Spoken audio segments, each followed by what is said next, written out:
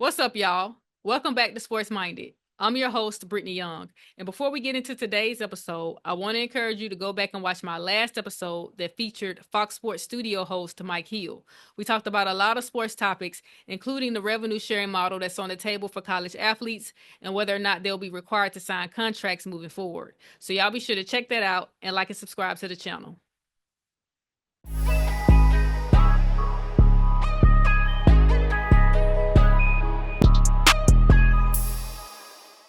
Okay, so let me introduce my guest. She's a former Mississippi State women's basketball player and teammate of mine, current head coach at Murrah High School, and a good friend of mine, Candace Foster. Welcome back to the show. Thank you, B Young. Thank you for having me. I'm excited. I'm excited to be back. I'm excited to chop it up with you. I know we got a lot to cover, so I'm excited. And thank you for having me again. Oh, no problem. I'm excited as well. So let's get right to it. I first want to start out talking about the men's championship game in the Final Four, just a little bit. Your thoughts on it, who you were rooting for. Let's jump right into it. It was kind of hard for me to pick a side as far as who to root for. I can't tell you a whole lot only because I haven't really truly followed men's basketball probably in a few years, especially since, the popularity of the women's side has grown so much. But in watching the men last night, I was kind of torn between who I would root for because Elijah Martin of Florida is actually from Mississippi. And then I also was just rooting for the black man, Kelvin Sampson, to win. So it's kind of like, I don't know. And so honestly, I was invited out to a sports bar to watch it. But I ended up texting and saying, hey, I'm just going to watch from the house because I know myself. And I was so tired that I saw the first half. It was exciting. Child, I was asleep. But probably about 2 minutes into the second half, not because I wasn't entertained, but I was just tired. So when I woke up around 1:30, I just knew Houston had won because I want to say maybe in my dreams, Houston had won. And so when I checked the score and saw what happened in that final play and saw that Houston had lost by 2, I felt so bad. Like I didn't even want to keep scrolling on my timeline and see anything else. Cause like, dang, I hate it for Kelvin, because I wanted to see him win. He would have been the oldest NCAA coach to have won a national championship. Would he have? How old is he? I want to say he was 69. I saw that on the graphic before the game. Well, no, because Gino, he's like 71 and he just won. He was the oldest. I'm sorry. I meant on the men's side. Okay, on the men's side. Okay. Okay.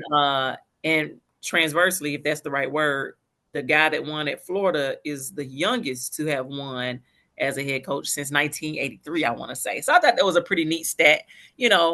I'm cool with both, either way, but I just kind of was hurt behind just watching the effort that they had played with Saturday night and them digging deep and beating Duke.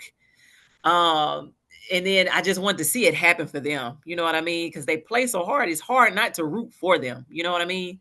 So I hate that it didn't end, that way. But at the same time, I'm glad one of the hometown guys, got a national championship out of it. Mm-hmm. Yeah, I noticed that Elijah Martin was from Mississippi. And, he was at FAU, Florida Atlantic, a part of that team that made it to the Final Four. And the other guy, he's at Arkansas, the other guard. I can't think of his name. But yeah, after the coach left and got a new job, then the players went to other teams. But the men's Final Four, the tournament was pretty interesting this year. I did catch some games, and especially the Final Four. I will say it was like the story of comebacks.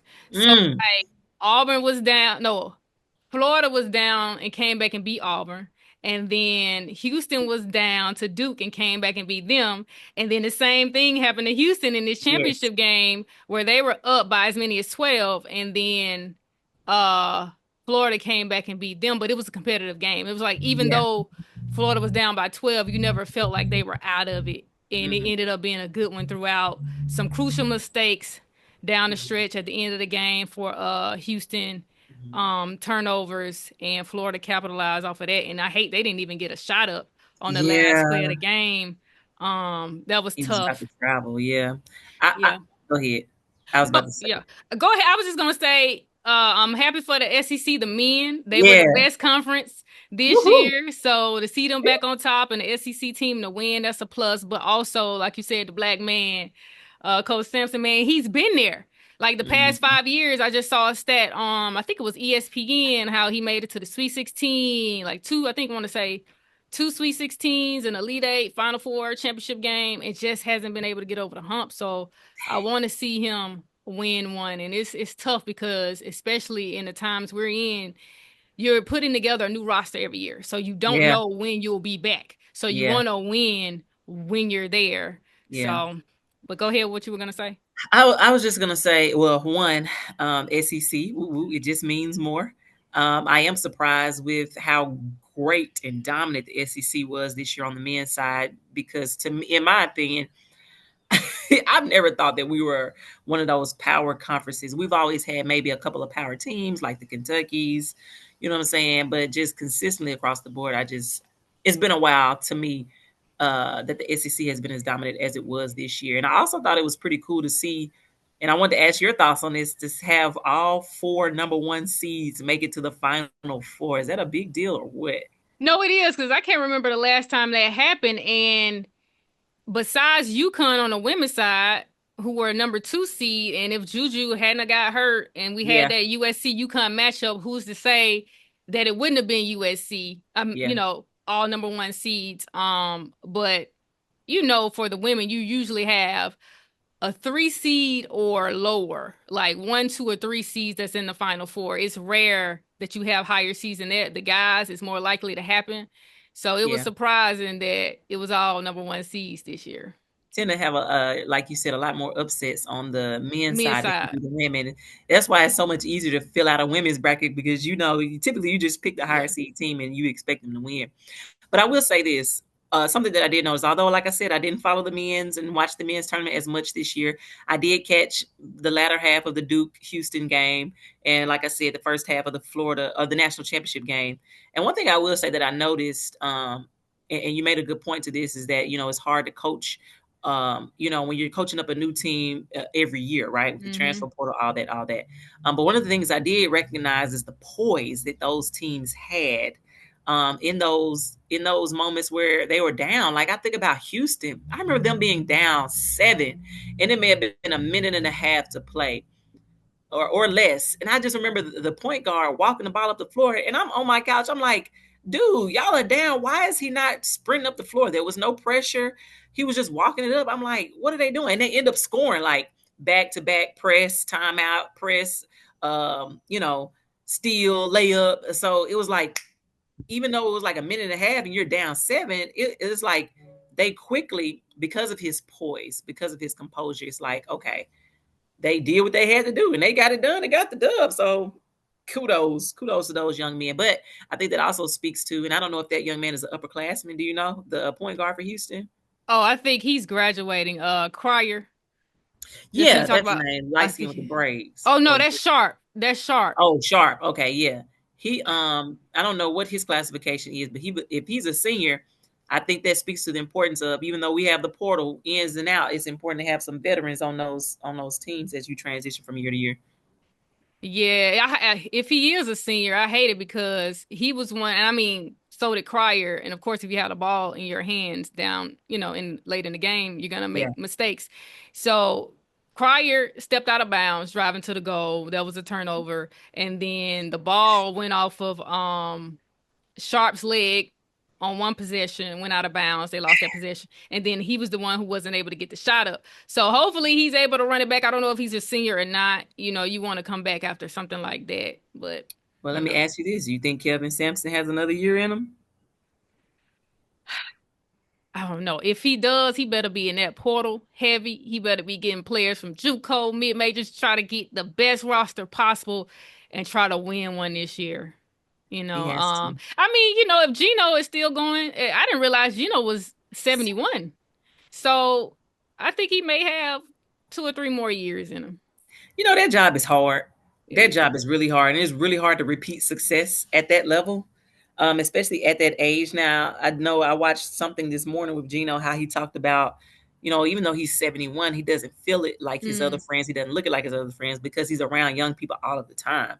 And I think Kelvin probably has the same sentiment, you don't feel your age and you don't look your age because you're around youthfulness. But at the same time, with the dynamic of the sport changing so much, it's hard to say whether or not you know, the older you get, not to have an age bias, but it's like, can you draw players to your program? Can you connect with the players? Can you relate? Can you, let down your guard and maybe conform to some things because it's what the new generation receives? You know what I mean? So it's hard with the landscape, with the money, NIL. I think to be that age and still, have the success that he had this year and try to repeat that, I don't know. Especially this year, it's like that takes a lot out of you to lose how you lost, how hard you worked to get to that point. That takes a lot out of you. So I'm sure the basketball world would love to see him try it again, but I wouldn't be surprised if he said, that's it. You know what I mean? Yeah. Yeah. But he's had an amazing career regardless. For So sure. So let's move on to the women's Woo, championship game, which woo. I know, which was a rematch of the 2022 national championship game that South Carolina won. Now, did did you expect these two teams to be playing in the championship game, and did you expect that outcome? It depends on which bracket. So in my original bracket, I had USC winning it all, and I think they would have had Juju not been injured.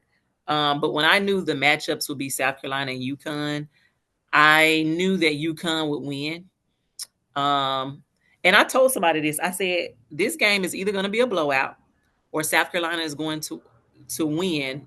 You know, by a very small margin, maybe even at the buzzer.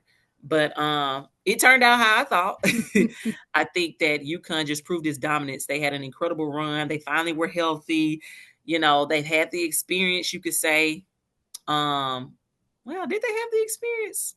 As a program, yeah, but I'm just trying to think. All the I know Sarah players. Strong was a freshman. There's an Asian girl. I don't remember her Chin, last year. Chin. I think she's not a freshman. She's been there at Okay. least a couple of years. You had Ashlyn Shade, AZ Fudd, Paige. So Oh yeah. they had Yeah. some experience. They did. So they had been there before, and I think they really just proved themselves back in February. You know what I mean? That just how dominant that they are. And I also just don't think South Carolina was as strong as they were last year for whatever reason. I think it hurt them to have is Ashley Watkins, is that her name? Mm-hmm. They tore her ACL early in the year. So they lost out on some rebounding and, maybe 8 to 10 points there. Leaning on some freshmen a little bit or some underclassmen.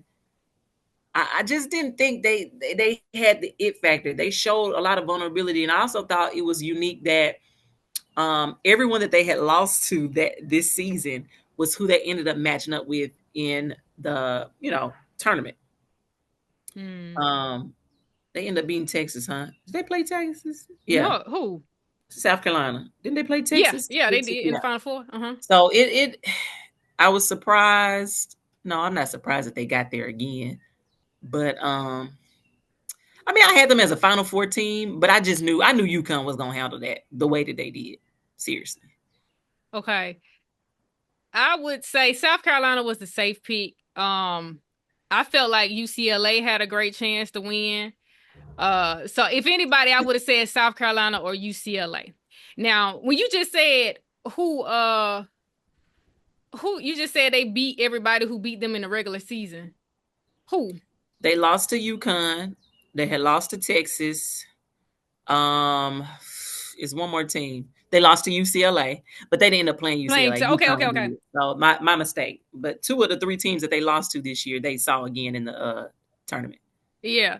So I mean, but when I look back, because UConn, that run, they got hot at the right time. When I went back and looked at the box scores, Paige 3 30+ point games, and their closest margin of victory was 14, and that was against USC. Everybody else they beat by 20+ points.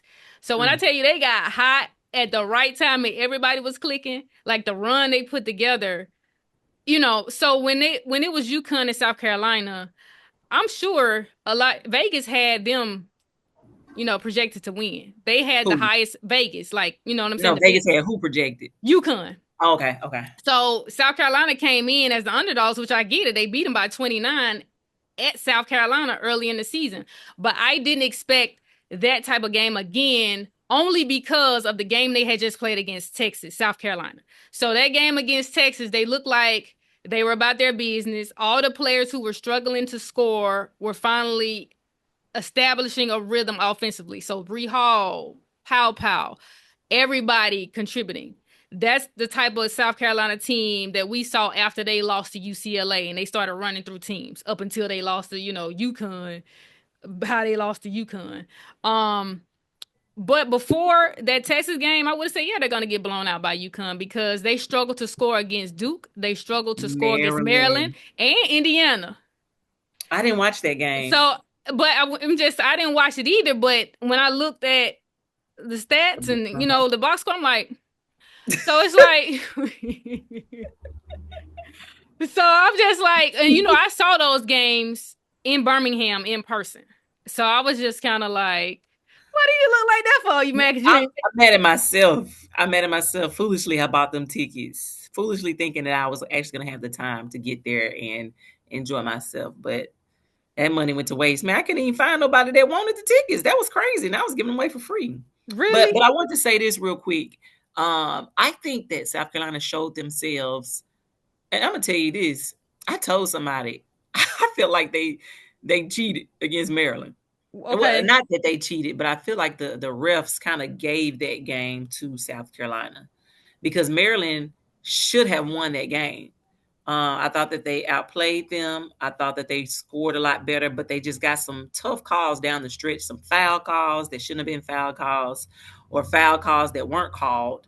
I think Maryland should have won that game. And had that been the case, then, of course, we would be talking about South Carolina right now. But I think that was also the moment where I was like, yeah, they're not going to win a national championship, not this year. Yeah. No. So I want to go back to the Indiana game. So it was close in the first quarter. They beat them. They outscored them by 3 points. Then outscored them. No, Indiana actually outscored them by 3 points. They were up by 3 at the end of the first quarter. And then they outscored them by 2 points. But the third quarter is where South Carolina pulled away, which is usually where they pull away. When you watch them in games, towards the end of that second quarter, right before the half, in that third quarter is when they pull away. Yeah. But they didn't have that same juice against Maryland and Duke. And they could have lost those games if I feel like it could have went either way. I see what you're saying about the calls, but it's about being able to finish and close. So yeah, and the referees help you out. I close anything if the ref blow that whistle.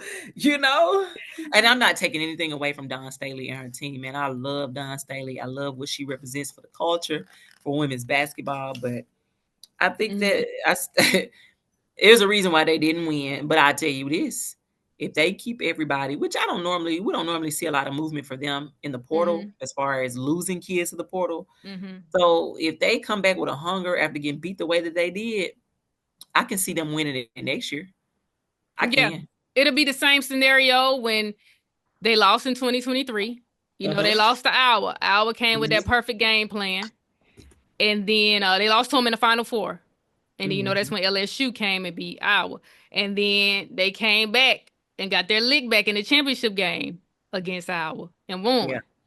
So, but remember, they didn't have 3-point shooters. When they lost to Iowa, Iowa was able to pack it in against Cardoso. Yeah. So in the offseason, everybody went and worked on their shots. So you had Tessa Johnson to come in. Malaysia came in. Tessa could shoot. Malaysia could score, gave them energy off the bench. Pow transferred in. She was shooting and scoring. And Raven worked on her jumper. Worked on her jumper, was shooting threes. Bree Hall was making threes. So this year, because they had the same team with the exception of Cardoso, and they weren't shooting the same. It's like times where nobody wanted to shoot. Nobody was looking to score, which was surprising to me. You look at a Pow, at a Bree Hall, the seniors, and you want to finish strong. You want to, make shots. And if you're trying to go to the WNBA, all of those things. So it's just like when it was time to make a basket, go get a bucket, where y'all at? So I can't say that they weren't looking to score. I just don't think that they could. I think that teams did a good job of scouting and defending them. And you got to remember, Pow is small. TV makes these kids look bigger. I don't know. I'll look up what her. She like her 5. She like 5'8", 5'9". I wouldn't even give her that, honestly. You got to take 2 inches off that roster. Yeah.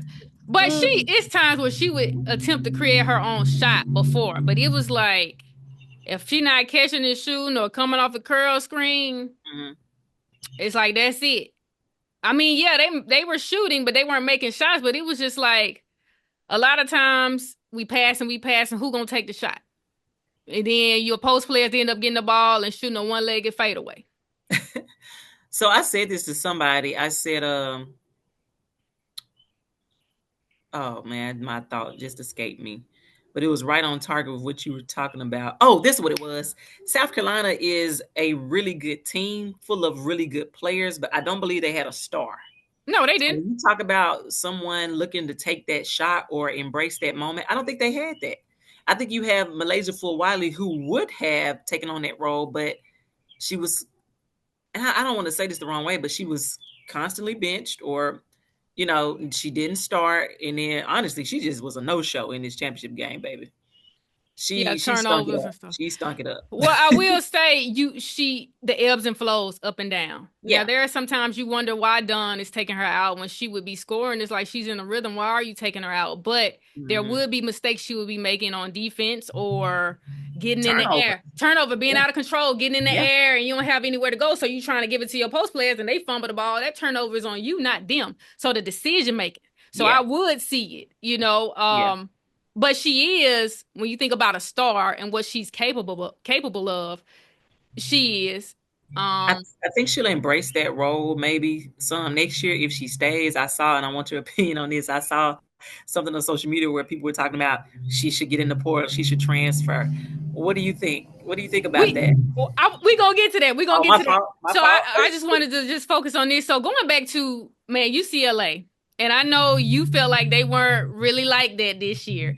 I will say if they aren't hitting shots, hitting threes, that's their downfall. And they weren't making shots against UConn. Like they fed the ball to Betts. Betts had the size advantage inside. But it was times where the guards struggled to get her the ball, they turned it over, and they weren't making shots. So if they're not making outside shots, because that's their game, inside out, I'm going to feed the beast. She's going to score. Once you start collapsing on her, we're going to make shots. She's going to kick it back out. We're going to knock down shots. But they weren't doing it, and UConn was just UConn running through everybody. I think this is something we don't talk about, and I don't even see the media talk about this much, but I don't think we talk about UConn's defense, man. We always talk about the Paige Bueckers, the Ozzie Fudd, Azzi Fudds, the Sarah Strong, but it's like their defense is really good, to be able to contain 6-7 Betts on the inside, to be able to guard the perimeter. And I say this too. Yes, I never was a huge fan of UCLA, but I do think that it's hard to guard 6-7 in the paint, and I didn't realize until I actually watched them the strength in the guard play that they had. You mentioned the 3-point shooting abilities, all that is great, but I forgot about the kid that they had that transferred in from Texas A&M. I think Rice and Kiki Rice. Like I didn't realize they had the scores that they had. So for them to not be able to. No, for them to get beat the way that they did says to me a lot about UConn's defense. Same thing when how UConn handled South Carolina. I think we're sleeping on these folks' defense because they definitely disrupted South Carolina in what they were trying to do. They couldn't score. Yeah. I think hopefully they'll be able to retain the roster that they can, besides the players that are graduating. I know Lauren Betts' sister is coming in and she wanted to play with her sister, which is likely why she didn't, one of the reasons why she didn't enter the draft. But I will say this. UConn, I'm happy for them because it's been 9 years since they won a championship. Although it's their 12th one, it was a drought for them. And I'm happy for Paige when you consider her journey. And I know that was the narrative. Really, she was due for a win. She really was. Making it to Final Fours, championship games, losing, getting hurt 2023, missing that whole season, coming back, losing last year, which against Iowa, she wasn't even able to get up a shot in the Final Four.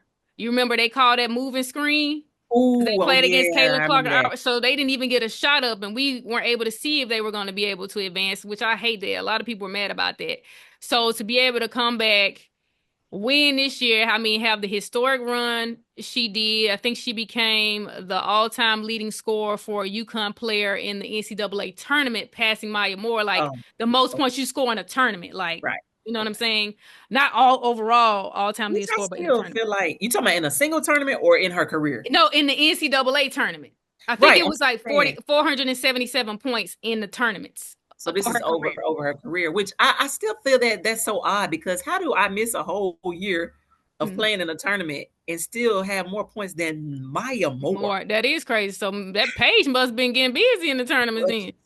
what you But say? we She averaged 30 in the last 4 games? Is that what it was? she had 30, like I want to say the first, I want to let me look it up. Oh, but still, I Uh feel like Maya. Well, hold on. Maya was, but Maya Yeah, had them she dogs had with her help. too. So Yeah, yeah, not saying yeah. that Tina Charles, Renee Montgomery, Tiffany.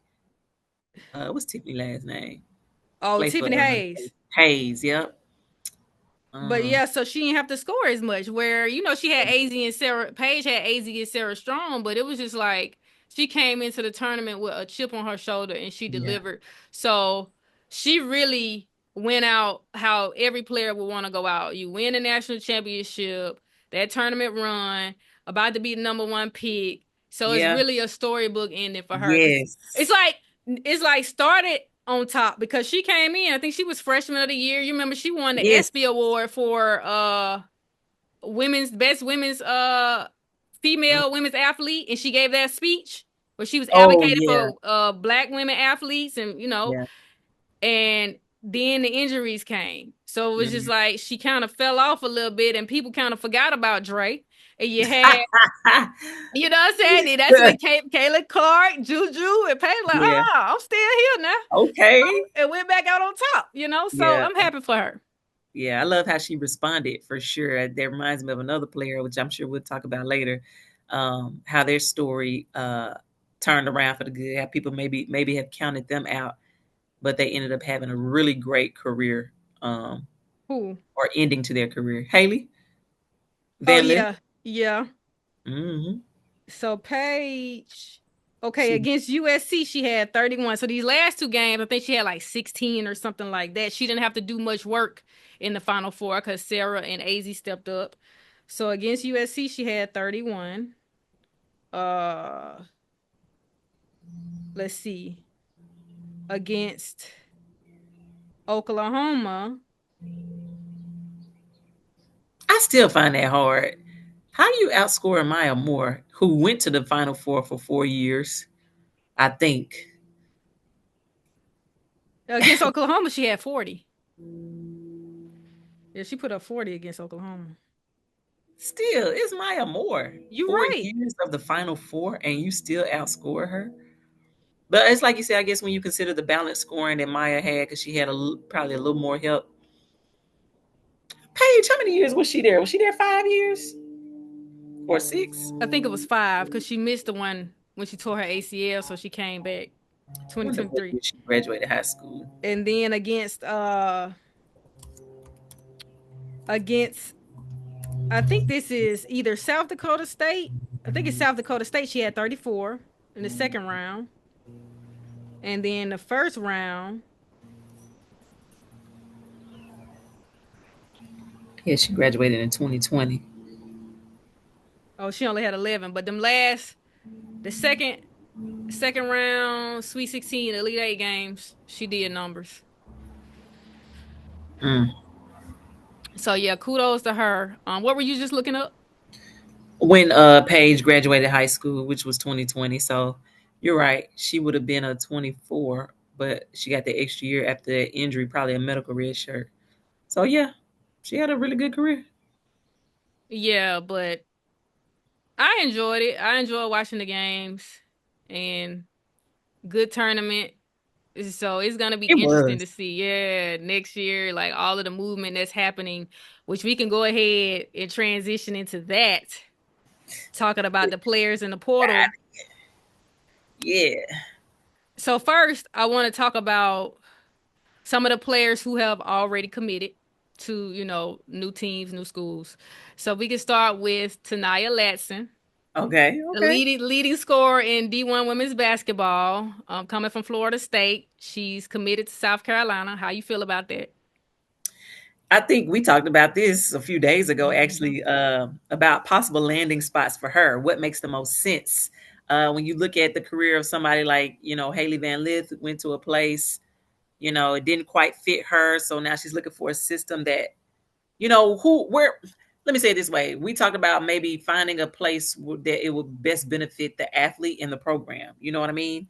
And so when you talk about the leading scorer in the nation, and we just talked about how South Carolina lacks that star, you know what I'm saying? That person that is gonna go get a bucket, unabashedly, it's kind of like it's a good choice. You know what I mean?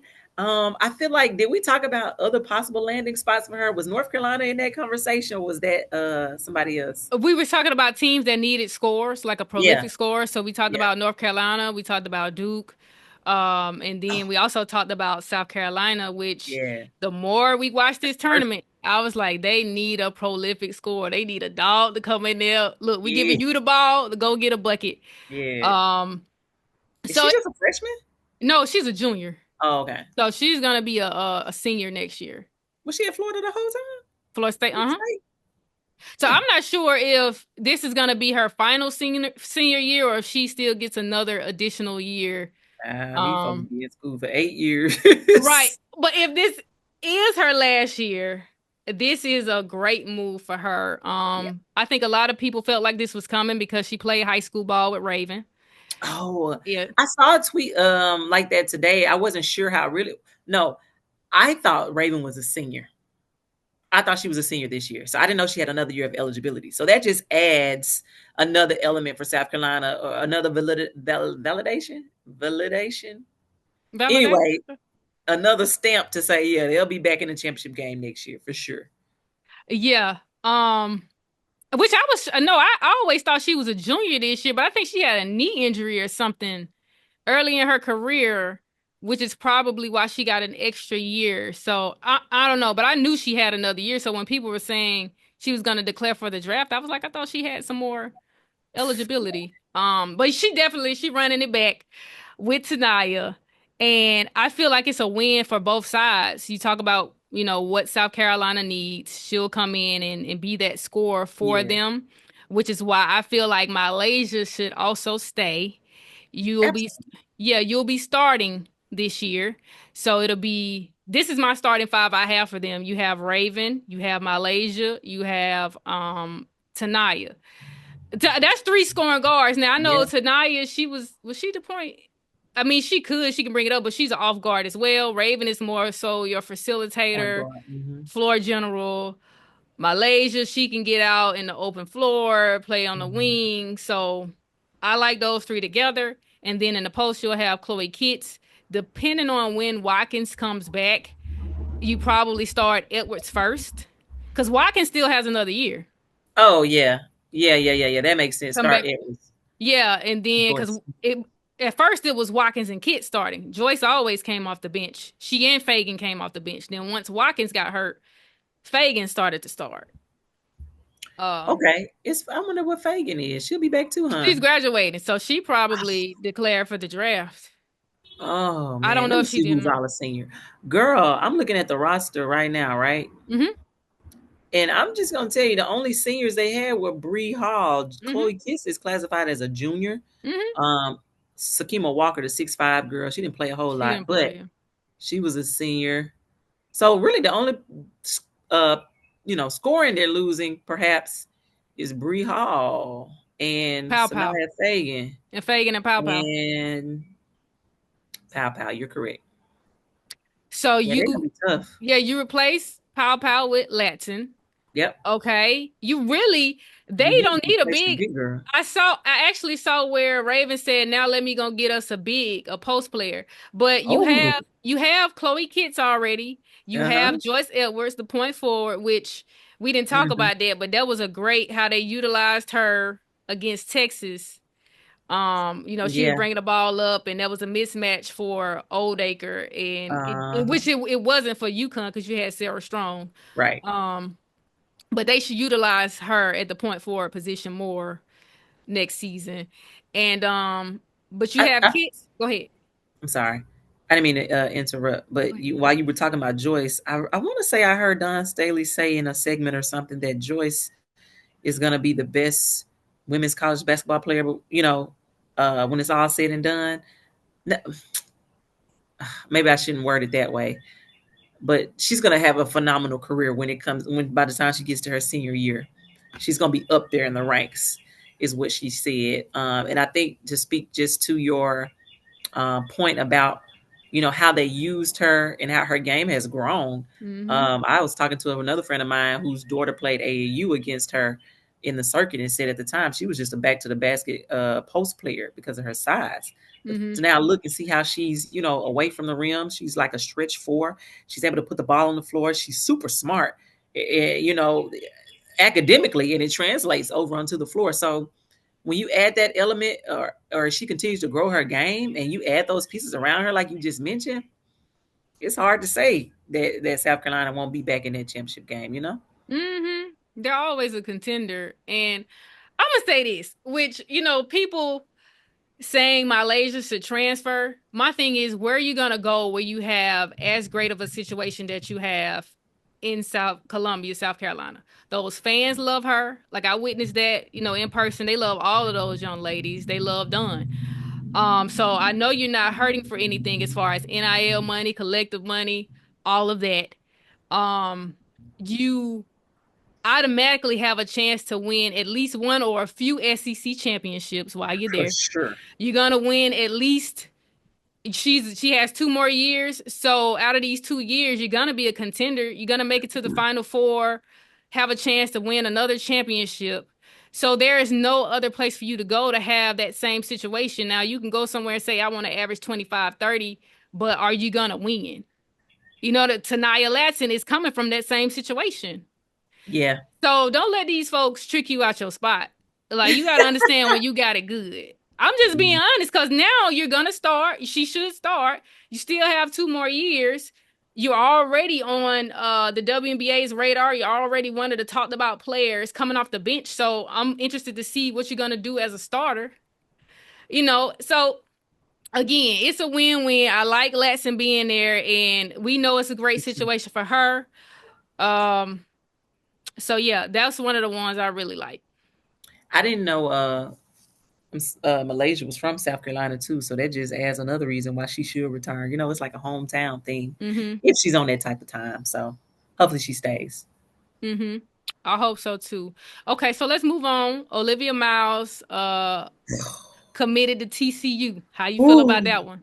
Man, I was shocked. Because I remember us talking about this again a few days ago. I think we narrowed it down to maybe two places where we felt like, oh man, it should be a shoe in. Because I think her portal something was protected, meaning they already know where they're going. So our assumption was UConn, or was it Duke? We said Duke or North Carolina. Okay, so maybe three. So it's like, man, those are like perfect for her. Duke could use her scoring, her IQ. North Carolina needed a score. Use her scoring. Shoot, UConn is losing Paige, so now you get to be the number one option, because it's rumored that was part of your reason for leaving, because you want to be number one option and not Hannah Hidalgo. Well, she would have to you'll be a part of a big three, Sarah Strong and AZ Flood. Yeah, but she would still be the number one option, just like Paige was part of the big three, but everybody knows it's Paige's show. Yeah. And I think it'll be the same thing if she were to have chosen UConn. So when I saw it this morning, I was like, that was not on my bingo card. But I think it works. I feel like she's going to have a Haley Van Lith kind of career, maybe. Well, the situation is a little bit different. But I think that you'll see her. I can't say her game will elevate because she's already a tremendous player, but I think she'll get the attention that maybe she's looking for. She'll get to be that number one option. And I think they'll make another run in the tournament, just like they did, because it's crazy how it seems like it only takes one player. That's all it takes to buy in. And I was laughing this morning as I was talking about the move with a friend of mine, and she was like, she gonna go over there and get saved. Like she gonna meet God. And if you listen to the conversation of Haley Van Lith, you could tell how much she has transformed, how much she's matured just by being in a nurturing environment. And I didn't realize TCU stood for Texas Christian University? I didn't know it was a Christian university. I didn't know it was a private school. For whatever reason, I thought it was Commonwealth. But anyway, to listen to her, you think about VCU. Okay, that's what it was. Okay, but to hear her talk the way that she was talking about how God has really impacted how she views life and things like that, I think that I keep saying Hannah, Lord, Olivia. Will have a similar experience, and I don't think it hurts her draft stock any because she's still Olivia Miles. So it's different, but I rock with it. I would say out of all the ones we named, this was like the last one I would have thought of. Oh, yeah, for sure. But I also look at this, I was like, okay, you're going into the same situation. Like, where's your help? I know you want to be.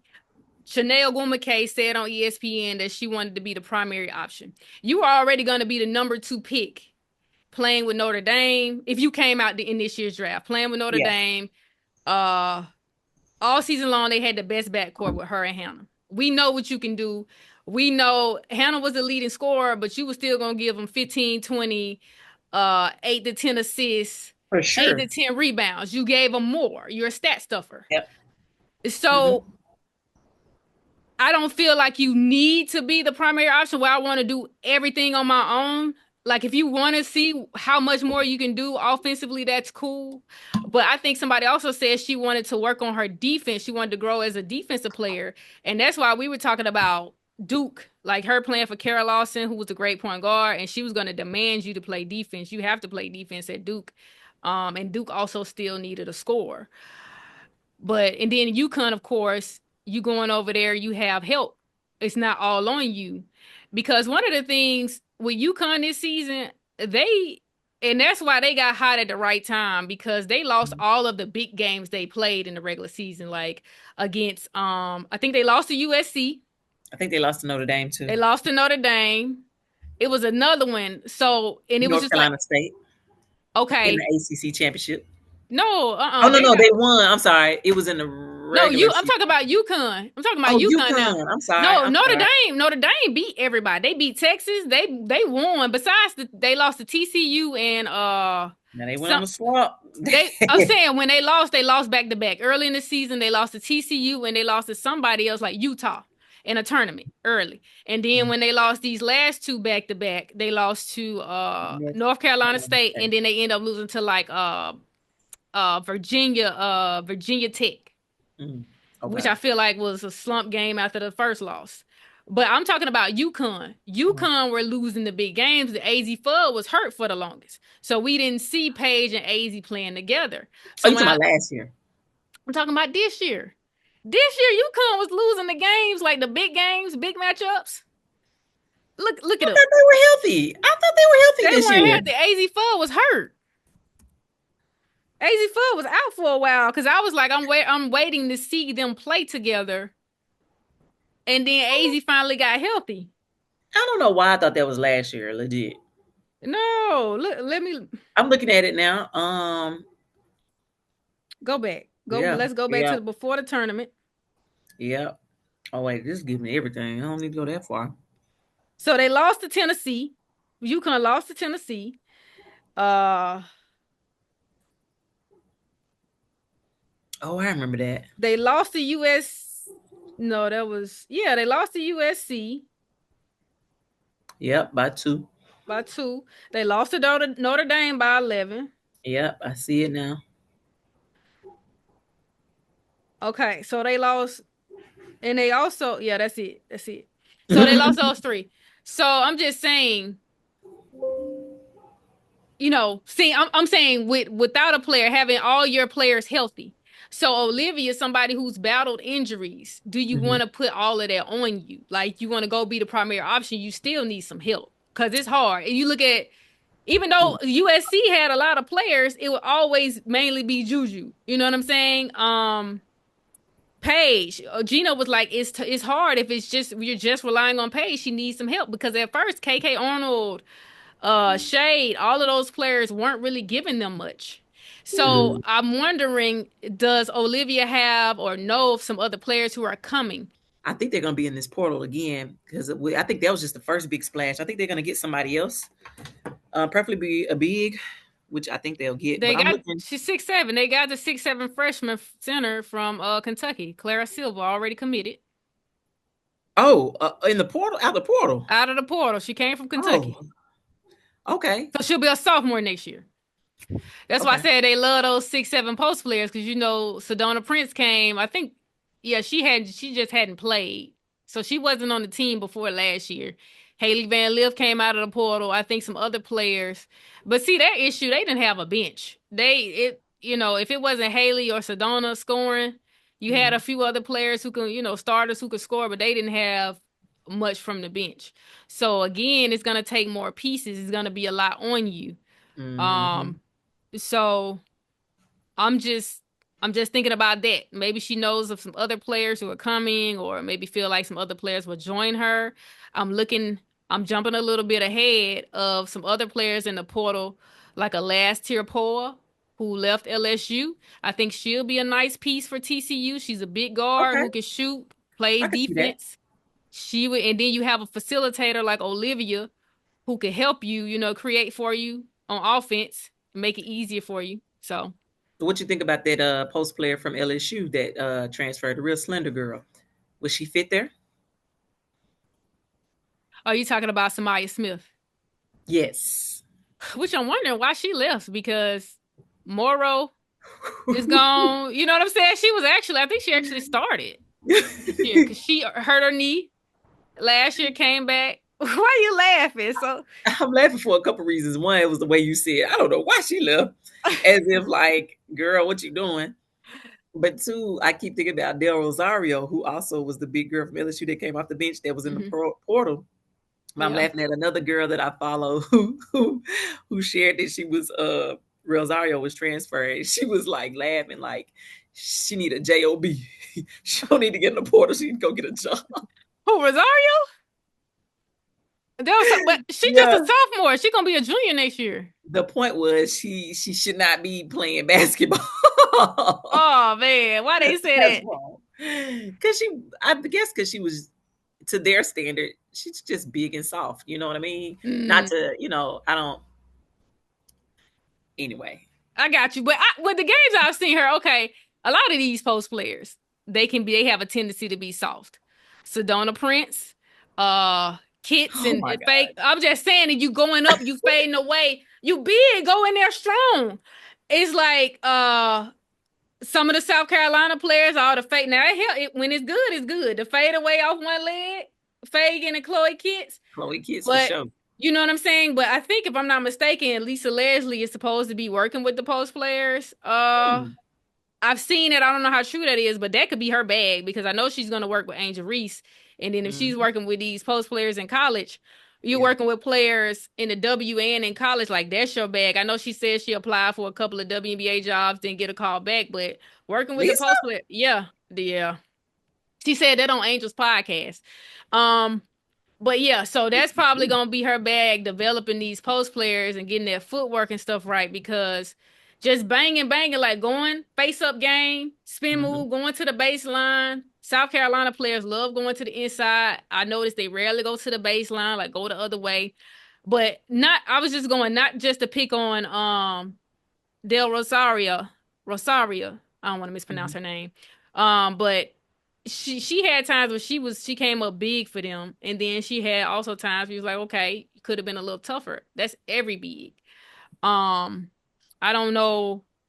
There wasn't a big that was just super dominant to me this year. Can you name Outside one? of bits. And there are times when she could have, you know what I'm saying? Like, come on, you go up a little stronger. But again, that speaks to the footwork and the mobility. When you 6'7" too, you don't really have that mobility. But yeah, but Betsy is dominant. Even Cardoso, when she still needs some development, you know.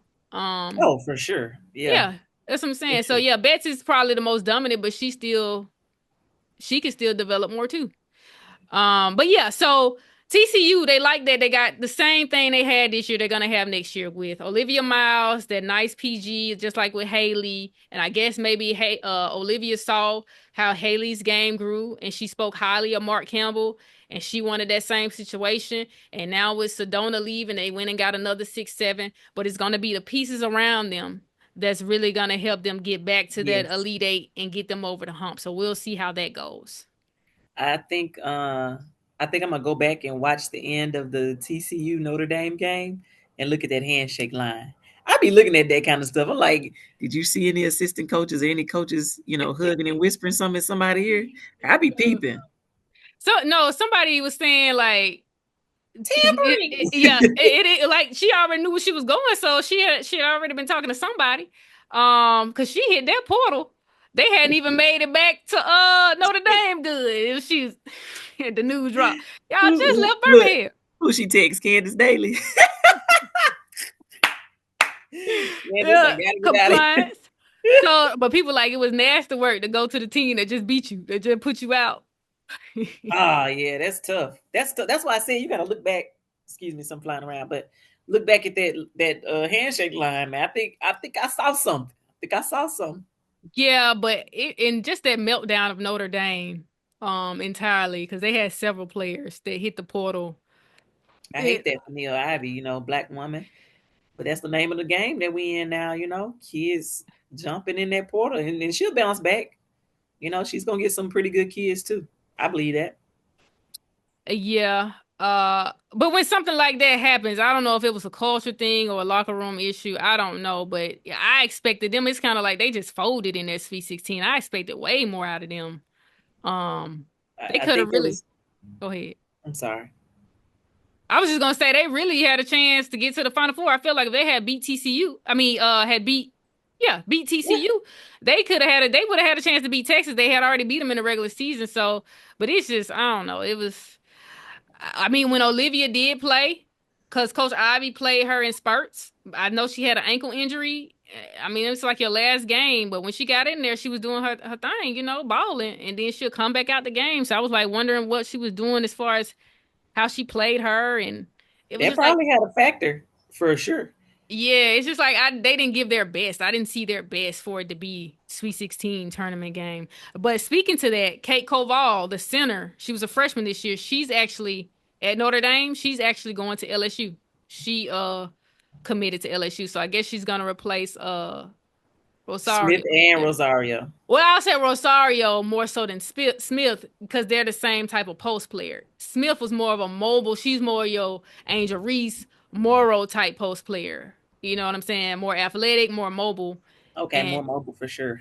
yeah, but they got one, so that's good. But they got some other spots to try to fill. LSU. Did they lose three people? Notre Dame? Didn't they lose three? They Olivia, that lost girl, and somebody else. Olivia Koval. They lost it was another young lady, Emma. She ain't play much. She was slim. She could shoot, which I was wondering why she didn't play more. She transferred, and I think others graduated. They only have Hidalgo and Prosper left that really played. So they got to rebuild. Wow, and quickly. I wonder Okay. what other big splashes. Is there anybody else in the portal that's gonna make some noise with their Yeah. decision? Yeah, for sure. Ooh, ooh. So but I wanna focus on people who've already committed. So Talia Scott, I know I was strong on her. She was at Auburn, and she's at Baylor, and I was like, why Baylor? But Coach Johnny is now the associate head coach at Baylor. Oh, wait, Talia Scott was the girl from Auburn? Yeah, so she was a freshman at Arkansas. She was a part of that class, put up great numbers, transferred to Auburn, only played like 3 games because she had the wrist injury. But when she Yeah, did, I looked at a stat. She's played about 23 games over the last 2 seasons, and she averages 21 points. She averaged 21 points. So she's a volume scorer when she does play. So obviously she and Coach Johnny had a good relationship, and she's over there now, and hopefully they can get the pieces to continue to build. that's big. No, I didn't realize because that was the leading scorer in the nation at one point, I believe. If we're talking about the same girl, Eh, I, Arkansas, when she's at Arkansas. no, when she was at Auburn. Before her No, injuries. Before her injuries. I don't know about that. Like I said, she could put up Okay. numbers, but okay. So we can transition to players who are, like you said, who are still in the portal, and their decision will kind of be a big thing. So Cotie, I want to pronounce her last from Ohio State. Cotie, Mac, I don't want to mispronounce her last name. McMahon. Cotie McMahon? Yes, Cotie McMahon. She's in the portal. Girl, no way. Yes. Is this that girl that was a cold freshman? I think it's her. Man, she's so nice, man. Yeah, she's like a guard and forward for them. Like She's thick, like thick. stocky, Yeah, like solid. Yeah, that's strong. her. That's her. Man, no, man. And she from Ohio. So where do you think Dang. she's gonna go? Dang, Duke. Oh no. She could go to Notre Dame. That would Mm, feel that would be a shoe in. Oh man. you I don't said Duke. know, Britt. Like, I don't know. I just didn't know she was in the portal. Yeah. But she could definitely fill in where Olivia was, or she could be at Duke and be at that scorer that they needed. Shoot, she could even come to the SEC. Mm-hmm. Texas need another scorer because everything rely on Maddie. Like Yeah. they could use some help. Shoot, I would be interested to see some players give the guy at Auburn a chance. There's some Mm-hmm. people that's probably beating down the doors to get in the SEC. It's the toughest conference. So it's like automatic playing time there. I don't know. It just depends on what the kid is looking for. I don't know what these kids are looking for because they're a star where they are. Yeah, that's what I'm saying. So when they enter the portal, it should make sense. Ooh, that's Now good. Ohio State, they have the most money out of any school. Period. More than Alabama. They're number one. I think Alabama's two, then maybe Michigan. So as far as NIL and all of that, I'm sure she was straight there. Like you said, it was her team. You have other pieces there, but you were the one. So when you hit that portal, it's like, where are you gonna go that's gonna make sense for you because you don't want to go backwards. So I like, actually Texas, when you spoke of Texas would be a good fit. She Duke. can't go backwards. When you good like that, wherever you go, it ain't backwards. I'm saying that's not gonna, okay, either you go and have the same situation or we don't hear from, like Deja Kelly, who was at North Carolina and she went to Oregon. Oh Now yeah, she averaged 14 points with them, but your team, North Carolina, made it to the Sweet 16. You went out in, I believe, in the second round. And yeah. if I'm not mistaken, she had already had an NIL deal with Tommy Hilfiger before she announced she was going to Oregon. And she has the podcast NILosophy that she hosts because she wants to get in. She wants to do commentating and everything like that. So I think you had already had these opportunities. And again, we talked about this where in North Carolina it was your team. Everything was built around you. So I believe you would have averaged 14 points, maybe even more. And if you had been playing with North Carolina, you would have helped them get over the hump. And y'all probably would have beat Duke and probably would have had a chance to beat South Carolina with you. So that's why I Mm. said that didn't make sense to me because North Carolina is a Jordan school. I understand Oregon is, Oregon. Oregon, but I don't get that one as far as it got to make sense on the court too. Yeah, get your money, but it got to make sense for your game too. And I think this was her last year. She may have declared for the draft, but if that was the case, it didn't increase your draft stock. Definitely did not. That's what I mean. It has to make sense. You should be able to get more money and increase your draft stock. It got to make sense for on the court. I think something that we're not really accounting for is the player experience. That this is Mm, the part that we don't see yeah. is what's really going on in those locker rooms.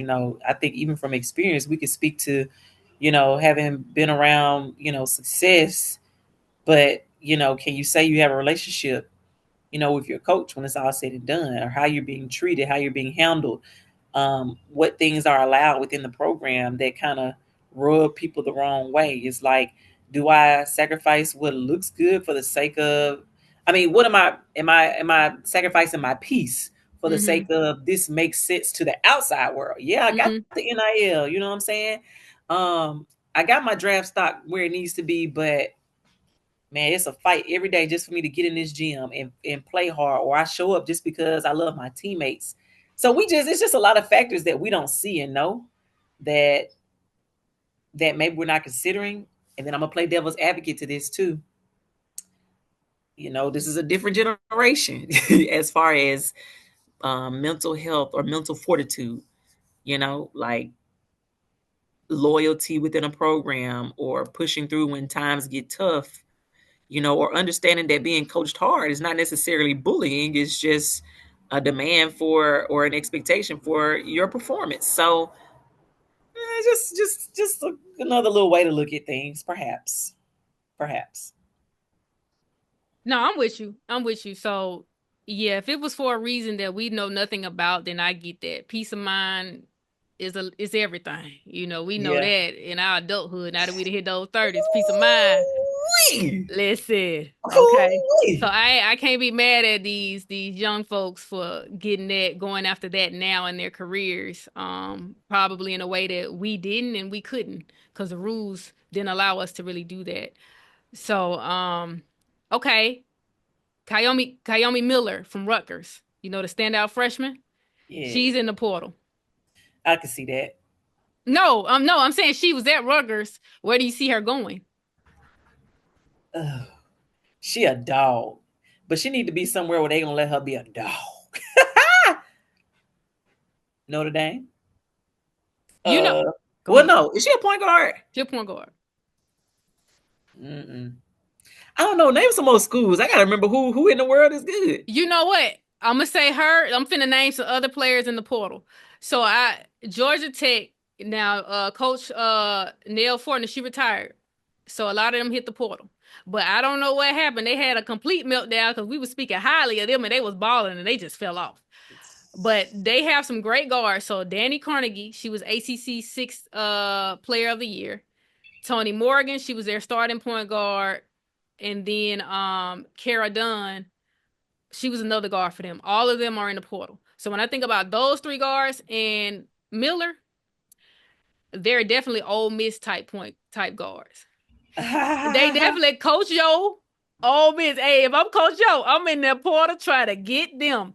And then you know who else need to be in the portal trying to get them? Mississippi State, Victoria. Call Victoria and Sam Purcell. Y'all need to go get them because I was shocked to see that Medina Ocott, she in that portal. Yeah, I saw that too. And so is the Brisha Poole. Now that's the one that really shocked me. I could see her going to a mid major just to kind of coast out that final year. I also think, and so people here in Mississippi know about Missy Bilderbeck. She's the new head coach at Southern Miss. She's a USM alum, but for years she was the head coach at Jones Junior College, which is up there with the Trinity Valleys. As far as renowned program, number one in the nation, contending for national championships. And so when Missy got the job at ULM, Louisiana Monroe, they had a phenomenal first year there, but they had a great year because you think about it, the kids that she coached at Jones that went on to play at the high D1 levels, they left their schools to come with her to ULM. So she had the Jacayla Jordan, I think that's her name, that was at Auburn. She had the young lady. Jacayla Jordan. Was she at Auburn before? I'm sorry, not She's Jacayla at Mississippi Jordan. State. She was in Mississippi State. Jacayla, the girl from Mississippi. I can't remember her last name right now, but anyways, she followed her to ULM. You've got the young lady from Clemson that had followed her to ULM. You got a kid from Mississippi State that followed her from ULM. So she was able to pull her former players from the national JUCO level to come to ULM. And so now that she's going to USM, I see a pattern. So you've got Carly Keats that played for her at Jones is in the portal from Arkansas.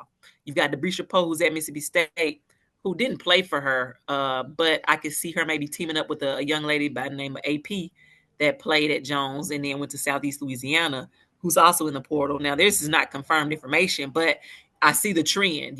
She's really good about getting her people.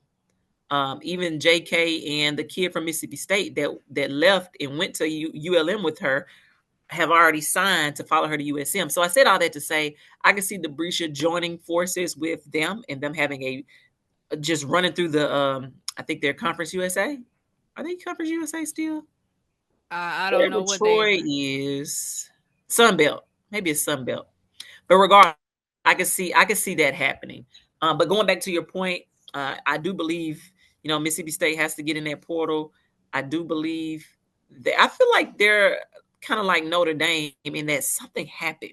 There had to be a moment because you see these meltdowns, and this is Mm-hmm. now 2 years in a row Mm-hmm. for Mississippi State, where you go from beating the LSU's, going on a run like a hot streak, beating the top teams, and then when it counts the most, you're folding or you're playing the play-in games in the NCAA tournament.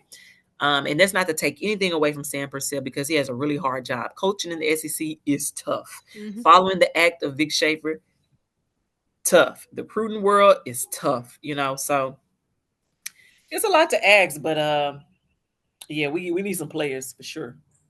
Yeah, and like I said, call Victoria if she sees this. We got a young lady at Park Crossings High School in Alabama, Montgomery, Alabama, who got busy this year. I don't know if she's a junior or a senior, but y'all need to go recruit her. She's nice and she'd be a good addition to Mississippi State. And then also going back to the old days, going to a JUCO, because that was our pedigree. When we had the Africans, they would come from JUCO, and then who came in with us? Ashley Brown, Portia, E. Yeah, Dunn. We would yeah. stay getting players from junior college. So go get some of them because a lot of those players are being overlooked because everybody else trying to, in the portal at the Power Four schools or maybe mid majors. So these JUCO players, go get some of them. Give I them a think chance. that's the new trend. Is Portal JUCO high school. I don't see anybody recruiting high schools for real, for real. You got to be like McDonald's All American level to be considered at recruited out of high school now in the landscape that we're in now. But they know about that JUCO for sure, Mm-hmm. for sure. Yeah. I'm just saying we could get back to that. I think, Van came from JUCO, and Yep. I don't know if Trinity. we've who else? No, I was saying she came from Trinity, which Yeah, is so I don't know if they've been recruiting heavily from JUCO in recent years. So I'm just saying maybe we need to get back to that. Um, some other players, notable players. She was a freshman at USC this year. Avery Howell. She think she was actually a McDonald's All American. Played a little bit, but I was actually shocked to see her enter the portal with Juju being out next year, and you had players leaving. Like it would have been your year. So I wonder why she decided to go, but that would be a nice pickup. Like I can see if Dunn wanted to add another shooter, like somebody who could score and shoot, but I don't know if she would want to come off the bench. So, um, but like, again, all these teams we've named, all of these teams, if I'm a player, I'm looking at teams that made it to the Sweet 16 or a team that was right there and I can help them get over the hump, like an Ohio State. mm-hmm. You know what I'm saying? So that's what I'm looking at. Where do I fit at these schools? Because you want to go somewhere that is a good fit. You're going to be a contender. And of course, you want to make sure you're still able to take advantage of NIL opportunities. Yeah, for sure. I'm interested, as you mentioned, in seeing where these people land because a lot of the names you've been mentioning, I had no idea they were in the portal. I don't know where I've been because I be scrolling on social media more than I should. But yeah, man, it's exciting. Like it's kind of, but it's still exciting to see all these transitions and moves and the press around it is like, okay, this is a big deal. You know what I mean? So I'm Mm-hmm. excited. I am too. I am too. And I'm excited for the WNBA draft coming up, all the players getting those opportunities again with so many players deciding to skip. It's a Yeah. great opportunity for the players who no longer had eligibility to enter the draft and get a chance to try to make a roster, or those players who were going overlooked to maybe possibly move higher or just to get drafted. Yeah. So that's a It won't plus too. last though.